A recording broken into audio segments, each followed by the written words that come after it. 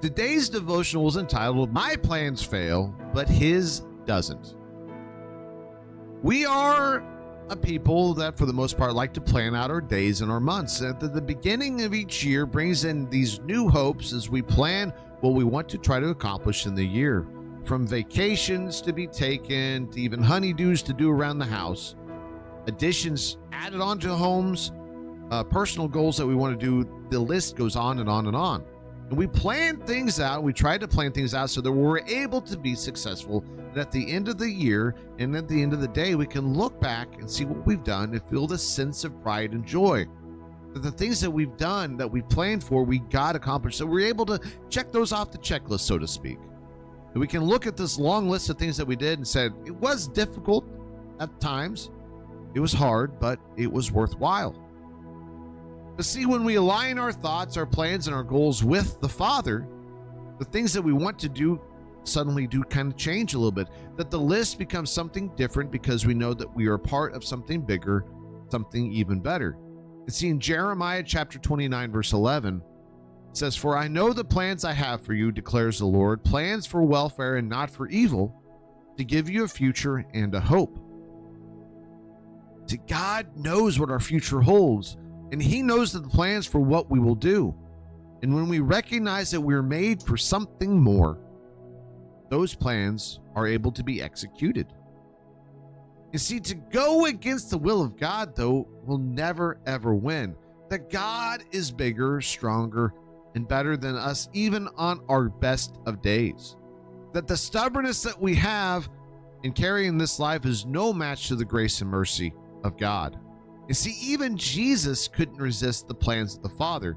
And we see in Luke chapter 22, verses 41 through 44, it says, And He withdrew from them about a stone's throw, and knelt down and prayed, saying, Father, if you're willing, remove this cup from me. Nevertheless, not my will, but yours be done. And there appeared to him an angel from heaven, strengthening him. And being in agony, he prayed more earnestly, and his sweat became like great drops of blood falling down on the ground. You see, here we have this picture of Jesus knowing full well what He has to do in the future, the plans that God had laid out for Jesus. And Jesus is asking, pleading almost, and almost even demanding of God to take this away from him. And see, God even sends an angel down to strengthen Jesus. And what's really interesting is Jesus doesn't succumb to it and give in and say, okay, Father, you win, let's go. He gets down, starts to even pray even harder, to the point of drops of blood dropping off his face like sweat. That he's arguing, saying his will is not as strong as the Lord's. That he doesn't want to do this, knowing full well what he has to do. So what do we do to make sure that we're doing God's will in our lives and not just the will of our own? How do we try and listen through all the noise that this world brings and do what we're made to do?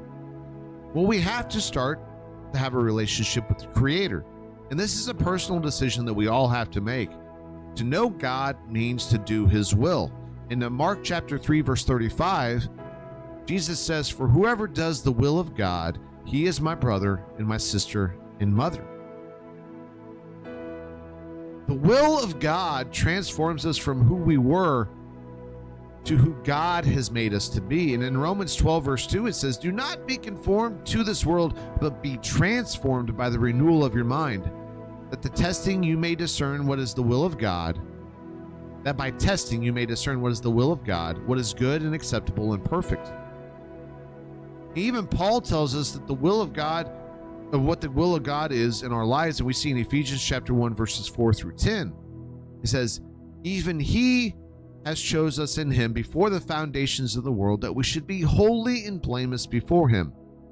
And in love He predestined us for adoption to Himself as sons through Jesus Christ, according to the purposes of His will, to the praise of His glorious grace, with which He has blessed us in the Beloved. In Him we have redemption through His blood, the forgiveness of our trespasses, according to the riches of His grace, which He lavished upon us in all wisdom and insight, making known to us the mystery of His will, according to His purpose, which He set forth in Christ as a plan for the fullness of time, to unite all things in Him, things in heaven and things on earth. Now, Paul tells us exactly what the will of God is, that we're transformed, that we're made new, that it comes through Christ. That we are to align our thoughts, our deals, and our actions to God.